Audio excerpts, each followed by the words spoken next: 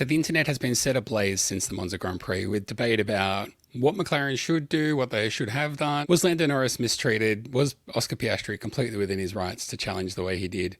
I'm going to cover some of the reaction to that. I'm going to go through some thought experiments about what the rest of the year might play out like. Like, if we actually think about it, how might things add up at the end of the year? And then go through some of the common arguments that the Lando Norris fans are making and kind of try and bring some common sense to them, because some of the things that are being said online, they're not only not true, they're really quite weird. So I'm going to set some context around all of that. But first, let's have a listen to some of the comments that have been going around the internet and being shared, especially by one particular Formula One voice who you all know. And a lot of people are pointing to this and saying, yeah, I agree with this. Not prioritising Lando Norris, who is 70 points coming into this weekend behind Max Verstappen. How do you reflect on that? It just doesn't make sense to me that you allow your drivers to fight. It doesn't make any sense to me. Did Oscar pull off one of the moves of the season? 100%. My word, that was a gutsy, brilliantly executed move. But how are McLaren allowing their drivers to be in a situation where they're fighting each other? Breaking news, Will Buxton hates good racing. You know, if you've got a 1-2 in the race, you're protecting that 1-2 because you're looking at the constructors' points that you want to bring in. And you then have to decide which of your drivers is more likely to win the World Championship. No, you don't. That's not how that works. With 9 races to go. They have the fastest car. Red Bull were on the back foot this weekend. We're not looking strong for a podium, and as it turned out, didn't even get a top 4, top 5 finish today. How are you not prioritizing the guy who's going to make the most out of this? How do you not even swap them on the last lap just to get a couple more points? Because you're not talking about giving away a victory at this point. It's a second place. Is his face getting redder, or is it just me? Does it matter in the overall scheme of things? No, you're still bringing home the same number of points for McLaren. Why don't you? And this has nothing to do with my nationality, being British, the fact that I just want to see a championship fight. And I don't... Has nothing. There you go, on the record. It has nothing to do with his nationality, by the way, just in case you were wondering. There's definitely no scars from any former championships involving a British driver and a driver of a different nationality, where perhaps the championship went down the gurgler and he's completely fine with all of that, and it has nothing to do with that, and it's got nothing to do with the fact that he's British. He just wants to see a great fight for the Drivers' Championship where the British driver wins. Here's what I thought we could do, because is Norris even in contention for the Drivers' Championship or not? How do we even work this out? Some people are saying, of course he is. And even if he's not, they should still be helping him, because who knows? That's completely valid. I don't know what's going to happen. Lando Norris may win easily. Max Verstappen may win easily. Someone else may win easily. I don't know. There's no guarantees in life. But what we can do, we're at the 2/3 point of the season. So we've had the first 16 races and there's 8 left. I think everyone would kind of agree that the first 8 races or so, Red Bull and Max Verstappen were completely dominating. And then since then, the championship has completely changed. And it's not exactly around that sort of 8 race mark, but we'll get to that in a second. But that's to say, the last 8 races are a better representative sample for where we're at now than the first 8 races were. So I just thought as an experiment, what would happen if we took the points from the last 8 races, played them through for another 8 races to see where we might project as an ending to the end of the season. And the ending is quite interesting. And I want you all to just take 1 second, just hit pause on this video for 2 seconds and answer this question for yourself. If we were to go from where we are now, take the last 8 races in terms of points and play them out again for another 8 races, in your mind, who do you think would end up on top? Who do you think would have the most points at the end of the season? Welcome back. I hope you did that pausing. That's for real, because I'm judging you based on that. So that's what I did. I worked out where the drivers were at after 8 rounds. I worked out how many points they've scored in the last 8 rounds, and I doubled that. So I projected forward, take the last 8 rounds and repeat it. Here is where the drivers end up ranking at the end of this season. Let's call it the end of this season. Let's do the top 5 so that it's not too laborious. But in number 5, Lewis Hamilton on 286 points, only a few behind Charles Leclerc on 296 points, both struggling to get up into the 300s. Then in P3, the Australian Oscar Piastri, 323 points. Then Lando Norris, 396 points, struggling to get into the 400 points. And then still on top, according to those projections, Max Verstappen on 437 points. Now, I should point out that looking at the last 8 races, by the way, I did notice that Max Verstappen has scored 134 points in the last 8 races. The other 3 drivers that got above 100 points, Lando Norris, 128, Oscar Piastri on 126, and Lewis Hamilton on 122. Just so happens that those are the three drivers that I ranked S tier when I was ranking all of how all the drivers were going during my mid-season review, which I was called out for.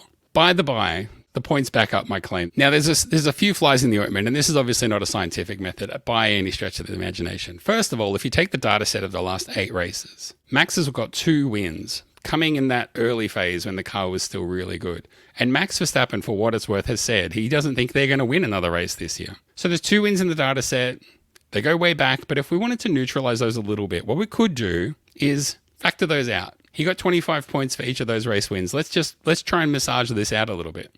Let's say he doesn't win those 2 races again when we repeat the next 8. Let's say he doesn't do that. Then we could take the remaining 6 races and sort of average it out and work out, well, where are you roughly? It's very rough, but let's neutralize those 2 wins, and let's say you don't get another win, which he may do, but let's say he doesn't. Probably give him something around P4, P5, right? So you take that win, 25 points, and turn it into a P4, something like 12 points.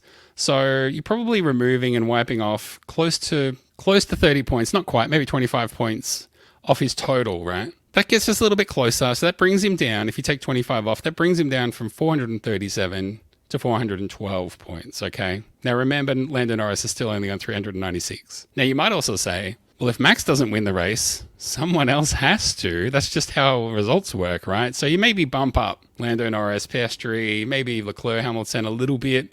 There's 8 races to go, and I remind you, McLaren only have 3 wins, Mercedes have 3 wins, and Ferrari have 3 wins. It's quite evenly balanced, and the races where Ferrari aren't there to challenge McLaren, Mercedes have been. So let's say you tip the scales a little bit in Lando Norris's favour, tip the scales a little bit in Oscar Piastri's favour, but Hamilton will be there, Leclerc will be there, and so on. But even if you nudge Norris up a little bit, and let's say we'll give him 1 or 2, extra wins. So instead of a P2, he might get a P1 because Verstappen's not getting that. Well, he's still going to struggle to get up to that Max Verstappen level of 412 points. He's going to struggle to do that. Let's go even further. Let's give Lando Norris the best possible scenario, right? So let's say not only should McLaren be using team orders going forward to secure those victories, to make sure that those are victories for Norris and not, say, victories for Piastri, but let's also look back and say, well, maybe Lando Norris should get the points that some people feel that he should have gotten. And I'll scrutinize why maybe that's not fair coming up. But let's start by saying, if we take that championship position and we give him a couple of times where, Norris and Piastri could have switched, let's switch them. Let's say in Monza, Norris finishes in P2. Well, that's an extra 3 points for him. Whoop-de-fucking-do. But let's say we do that. Let's say that the win in Hungary, we switch that. So we give that win to Norris. First of all, that's fucking outrageous. But second of all, if Norris gets those extra 7 points, he gets an extra 10 points. So he's still really struggling. It's still so tight and so close. Even if you give Norris the benefit of the doubt and say, let's say you do win those races and we tip the scales in your favor, you still might only just squeak through with the championship win. It's an absurd prospect. Anything can happen in Formula One, but it's all about probabilities. It's all about what's most likely to happen and making the right call in the right moment to give that the best chance of happening. So even when you say, let's give Lando the absolute benefit of the doubt, it's still incredibly close, which makes it incredibly unlikely to happen. Could happen, but it's unlikely.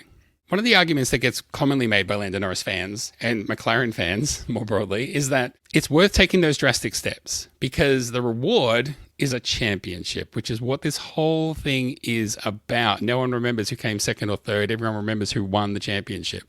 So tipping the scales in Lando Norris's favor would be a drastic step to take, but they say it's worth taking that because the reward is a championship. The problem with that argument is you could say exactly the same thing about the Constructors' Championship versus the Drivers' Championship because McLaren are very, very, very close to taking the lead in the Constructors' Championship. But like I said, it's not an absolute given that they're going to win it. Anything could happen. Both cars could blow up in a race. Ferrari could come 1 and 2 and they would be back in play for the Constructors. And remember, McLaren haven't won a Constructors in a very, very long time, nor a Drivers, but Constructors, they've really struggled, and that's their prize. Now, the same way that you could say, we should be favouring Norris over Piastri because the reward is a championship. You could also say, McLaren should be favouring the Constructors over the Drivers because that's a championship. And just the same way you would say, Lando Norris has more points, so he should be the one who gets the benefit of that favouritism, you could just as likely say, the team should be favouring the Constructors' Championship because that's the one that's more likely. So please allow me to use your argument against you. The team should be focused on the Constructors, period.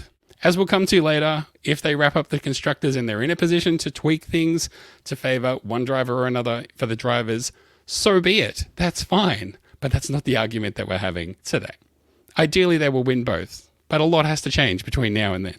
Let's move on to Papaya Rules. A lot has been made about the Papaya Rules, which first came to light during the Monza Grand Prix. They may have been in place before then. I imagine that they were discussed and given a name so that it was absolutely clear for all people involved. But there's now Papaya Rules, which is rules of engagement between those two drivers, how they can and can't race. And there was an insightful interview with Zak Brown after the race about what exactly that involves. Now, unfortunately, with that clarity came some contentious takeaways, which we'll get through. So someone pointed out to me that at Monza, when Piastri overtook Norris, that they made contact, that the two cars hit each other, and they claim to have seen onboards that proved that, and they claim that Zak Brown said that. I've watched the onboards and I can't see any contact. I've watched the race footage and I can't see any contact. Nobody has mentioned contact before. So what the heck is going on?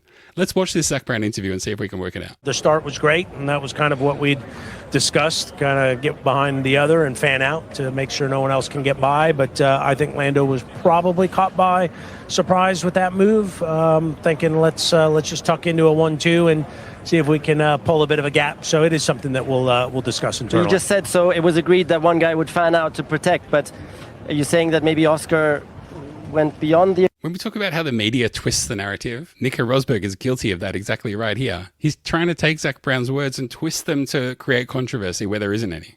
agreement or something? No, that was going into turn one. Fine. Into turn one. But Zach, isn't it time to introduce a little bit of team orders, let's call it that way, into the Papaya Rules, yeah, as we've learned? Because look, that turn 4 now, you allowed Leclerc to come through. First of all, Lando almost spun. Yeah, I mean, that was very close. Yeah. It won't get closer than that. Close. And then you allowed Leclerc to come through. Yeah. Yeah, and who knows, maybe that was exactly those 2.6 seconds. That's exactly so it could have cost you the win. That's exactly. Maybe, huh? We'll come to that argument in a minute about the 2.6 seconds. Isn't it time to implement some rules here? That's what we'll discuss, next week. We'll look at that because, unfortunately, getting Leclerc in the middle, could we have been able to pull away and then, the 3-4 seconds we lost to Leclerc by gain that then? So, no, it's a fair question. Exactly. I got one more. Sorry. Papaya Rules. Yeah, what are they? Yeah, what are they? And was Oscar following the Papaya Rules, or what, did he go beyond them? Was he following them? Listen closely. Turn 4. No, the Papaya Rules are, it's your teammate. Race him hard, race him clean, don't touch. That happened. Now I ask you, how do you read that? How do you read that response? Papaya Rules are race him hard, race him clean, don't touch. That happened. How do you read that? Do you read that as they touched? Or do you read that as the rules are don't touch and they followed the rules? I don't think there's any ambiguity here, but this is what people are telling me online. Zak Brown said that they touched. It was an aggressive pass, so that's a conversation that we'll have. It was a bit nerve-wracking on pit wall, but it's really just, respect your teammate. Lando got a bad run out of that corner as well, so kind of opened the door a little bit, but it would have been nice to see him run 1-2 a little bit longer. Okay, so my 2 cents, the pass from Oscar was just awesome and fair and square, even within teammates. Yep. That's my 2 cents. Yeah. Nico Rosberg saying that the overtake was completely fair and square. Please remember that, everybody. They didn't touch. It was an aggressive pass, but it was a clean pass. They didn't touch. It was an aggressive pass, but a clean pass. They didn't touch. He said the words. They didn't touch. Wonder what does the closed caption prove that? They didn't touch. It was an aggressive pass, but it was a clean. Yeah, they didn't touch. They didn't touch. Even YouTube captions can work that out. What are you talking about? Of course they didn't touch. The only way you could disagree with that and say that they did touch, and Zak Brown said that they touched, is if you have determined already in your mind that Piastri is in the wrong and you're looking for evidence and validation for that point. Otherwise, I don't think that this is a valid claim at all. But here's another claim that's made. Because the two drivers were allowed to race and Piastri overtook Lando Norris and Lando Norris's pathway through turns 4 and 5 were compromised, that allowed Charles Leclerc to get a run at him and overtake him, which compromised the team's position. And then ultimately at the end of the race, Leclerc was only a couple of seconds ahead. So even though he ran a completely contra strategy, he ended up a few seconds ahead of Piastri. So that meant that the 1 and 2 that the team were hoping for was turned into a P2, P3 finish. So there's 2 things about this, and Rosberg pointed it out before. Lando Norris got a lot of wheel spin as he was trying to get through turn 4 with Piastri next to him. Again, it was hard, but it was clean and there was no contact. They didn't touch, according to Zak Brown. Lando Norris got a lot of wheel spin and a little bit of a sideways movement. I would say no one else is in control of that car other than Lando Norris.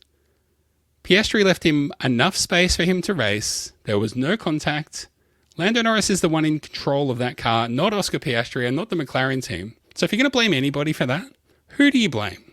Because then they were running Piastri P1, Leclerc P2, Norris P3 through the first lap. That was enough of a gap. That gain for Leclerc was enough so that at the end of the race, Piastri was unable to chase down, and especially Lando Norris was unable to chase down Leclerc.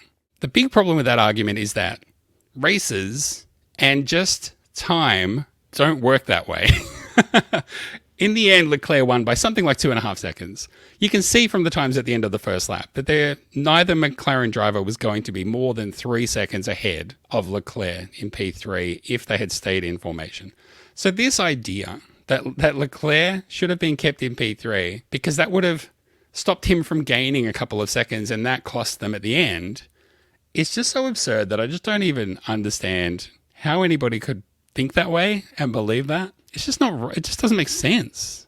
The argument itself just doesn't even make sense. But there's another problem with this argument, and the main problem with this argument is that Lando Norris, over the course of the race, wound up being 6 seconds behind. That number 6 seconds, it turns out, is going to be pretty important. I'll tell you why later. But if we assume, over the course of a race, Lando Norris is going to lose 6 seconds, even if the end of lap 1, Norris was leading and Piastri was P2 and Leclerc was P3, Norris would have fallen back 6 seconds. So guess what would have happened? He still would have been P3. This idea that would have saved Norris's race, I think, is really quite absurd. The thing that happened with McLaren's strategy, where they turned a 1-2 into a 2-3, was they got unlucky. That Ferrari had nothing to lose, so took a very risky strategy. Their tyres might have blown up. He might have lost control. They might have, fallen further back than P3 or P4. But they thought, let's risk it. We saw what George Russell could do in Spa. We'll risk it too. We might get a win. And they did. That's what cost McLaren the 1 and 2. And they were in a position where the tyre wear for them was worse. When you're in the lead, you don't take the risk. But when you're looking at P3 or P4 anyway, you do take the risk because a win is up for grabs. So you take the risk. And they did, and they paid off. It's as simple as that. It's really got nothing to do with them racing whatsoever. From there, things get even more contentious because we go back to Hungary. Here's another misconception that I've heard the Lando fans put out there. Why were there team orders in Hungary but Papaya Rules in Monza? What's going on? They feel very confused, I've noticed. This seems to be a common thread. If it feels like I'm attacking them, I'm just trying to reason with them. So in Hungary, Lando Norris took pole. He lost out to Piastri at the start, and Piastri led for most of the race. Norris was in P2, but there were cars behind him that were charging, and the undercut at that race was very powerful. And McLaren were worried that Norris might lose out P2 if he was undercut. So he was given preferential treatment for the pit stop order because normally when a driver is leading and their teammate is in P2, you give the leading driver the option to pit first, at least the choice. He can elect not to, but if he wants to pit first, he's entitled to the first pit stop if he wants to. Instead, what they did at McLaren was to pit Norris from P2 to protect him from the cars behind that were charging. So they were worried Norris might lose P2 and he would end up in P3 or P4, right? As a result of that, Norris was able to pit first. He was on fresh tyres. The undercut was powerful and he gained ground on Piastri. And then by the time they pit stopped Piastri, Piastri came in, stopped, came out. Suddenly he's behind Norris and he's going, guys, what the fuck is going on here? The team deliberately did that because they are the two McLaren drivers. They had to take immediate action to help Norris, but till this point, they'd always been driving as a team and playing the team game. We're working towards the Constructors' Championship. We can fix this and switch it around because we know what's best for our drivers and we have the full view of the race and the strategy and the whole year in the championship in mind. The problem was, as you know, Lando Norris didn't play ball. He did not like that. He was sort of fresh off his first race win and he wanted another one. Suddenly he finds himself, not because he overtook Piastri, not because Piastri had a problem, but Norris suddenly finds himself in P1 and he's like, hey, I want to finish in P1. This is what I want. Don't take this away from me. I want this and I deserve this. So he disobeyed the team orders repeatedly for laps and laps and laps and laps and laps. And he said, oh yeah, I always intended to give it back ultimately on the last lap. But guess what? That is not what he did. The problem is that Lando made a big spectacle of this and he was throwing in qualifying laps and pulling out as big a gap as he could to make the team, like he was putting pressure on the team by saying, look at the big gap. I can't let look what I'm going to be giving up if I let Piastri through. I've got this big gap that I'm going to have to sacrifice now. But he was deliberately disobeying the team, deliberately pulling out a gap, which is not what drivers would normally do. They normally control their pace because there's the whole race to think about, right? So Lando Norris fully knew the situation. He knew exactly what he was doing. And he still deliberately disobeyed the team order to switch the positions back. And again, that wasn't a racing situation. Lando Norris didn't overtake Piastri. Team did him a favour. And as a result of doing him that favour, they screwed Piastri. That's why they tried to take corrective action, yeah? And if you don't believe me, here's Lando's own words. So this is from a little while ago, but it's about the Hungary race, and it clears up the idea of the team orders fiasco. One of the misconceptions that I saw was that there were team orders in that race and the drivers were not free to race each other, which is not true. And here's Lando Norris confirming his stance on team orders: we were free to race. Describing his actions as stupid, Norris clarified that he was fully aware while pitting that he needed to give up the position to Piastri. He emphasised that the delay in complying with the team orders was not due to any reluctance, but rather a lapse in execution. Speaking to Crash.net ahead of the Belgian Grand Prix, Norris said that he should have just let him pass straight away. He added, "Such a stupid thing that I didn't, because we're free to race. I could have just let him pass and still tried to overtake him." Sounds so simple now, but it's not something that went through my head at the time. Such a simple thing like that I could have done. I was just in a good rhythm and things were going well at the time. I questioned it at the time, questioned the team a few times, but I knew from as soon as they boxed me ahead of him or before him that I was going to have to let him go.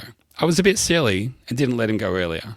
The things that I could have done, the fact that I clouded over Oscar's first race win in Formula One is something I've not felt too proud about. The fact that we had a 1-2 and that was barely a headline after the race. The fact that we had a 1-2 and nothing was really spoken about that from that side. That's the kind of thing I felt worse about. Apart from that, we've discussed it. We've spoken about it. Both sides could have done things a bit better and a little bit differently. Of course, he's absolutely right. He should have just let Piastri straight through and not been such a whinger about it, because they were free to race, like he said. And he had the pace to do it, and he could have got him, but he didn't. He literally threw it away. So I want Lando Norris fans to remember this. When reflecting on the Hungary Grand Prix, he was the villain. He was not the victim. He was in the wrong, and he did the wrong thing by his teammate, the team, and himself. I feel like because this argument keeps coming up online, the sooner everyone comes to that realization, the better everyone will be. So there's a few arguments that I keep seeing online, and hopefully a little bit of clarity about what's going on exactly and why people may not agree with you when you say, what do you mean Lando Norris isn't being given preferential treatment? Everybody should just wave him through and give him all the wins that he deserves. That's exactly why. Here's a few rebuttals that I haven't seen thrown around very much, but I actually think are pretty valid. So if you're a Lando Norris fan, take notes. Although it's difficult to win the Drivers' Championship from here, Lando Norris dominated at the Dutch Grand Prix. He was in contention in Italy. He has more poles and more podiums, and things are trending more favourably for him. Lando Norris probably would have won in Austria as well if Max Verstappen hadn't bonked him out of the race. So you could bring that up. And like we said, he might have had a shot of winning in Hungary. Suddenly that's a lot more wins than what he's had before. One of the things you have to remember about Lando Norris is that he only has 2 race wins. 2. He dominated at the Dutch Grand Prix, and his other one was at Miami. And if you remember that race, he had a very favourable safety car turn in his favour and give him the win. I'm not saying he doesn't deserve it. It's extra context about where he's at in terms of winning races. If Lando Norris is going to have a shot at winning the Drivers' Championship, he needs to win more races. It's really pretty simple. He really just needs to win more races. Any driver that thinks they deserve the Drivers' Championship and they're not focused on winning races, I just don't even know what to say to them. They're clearly missing the point of what a Drivers' Championship is. So Lando Norris can still win the Drivers' Championship. It'll be a long shot, but it's possible. A lot of it's in his own hands. A lot of it's up to him. He needs to win races. Whether that's against Piastri, whether it's against Verstappen, whether it's against Hamilton or Leclerc or whoever, he needs to win. He needs to get out there and just win. We're not there yet. There's 8 races left. Lando may go out and win a few more races, and the main rivals that he has may have bad races, and that may change the equation. And if it does, guess what? That's fine. And McLaren may change their tune and say Papaya Rules are off the table. We're now going to help Lando because we've gained enough in the constructors, and now it is time to help Lando. That may still happen. But in the meantime, Lando and all the fans and commentators throwing shit at McLaren all the time is not helping anything. And it definitely doesn't help F1's general culture, where we try and support each other and be fans in a positive way. Lando Norris and Oscar Piastri are not Max Verstappen and Sergio Perez, where there's a very obvious talent differential there, right? And they don't exist in a team where there's a clear number 1 and a clear number 2. If any of those circumstances were in the dynamic, we'd be having a different conversation right now. What I actually want to say to Lando Norris fans is this, ultimately. The one person who has the most control over whether Lando Norris will win the Drivers' Championship or not is Lando Norris himself. I'm not writing him off. I'd love to see him win the Drivers' Championship and come from behind and overtake Verstappen. That would be fantastic. And if towards the end it means that Piastri has to help him a little bit, I'm all for that as long as it looks likely and as long as everybody, the team and the drivers are on board with the plan. If everybody's on board with it, I say, let's go. I don't know what will happen. Nobody does. But in the meantime, all the fans need to just take a breath and calm down and find a way to interact with each other that's positive. The racing has been absolutely fantastic lately, and we are truly enjoying one of those years that will go down as one of the best that we've had for decades. And it would be a shame to go through most of it with this resentment and darkness clouding over our enjoyment of the races. So I hope everybody can let it go and truly just try to enjoy the racing in the last 8 races, because this is one of the best years of racing we've had in a long, long time.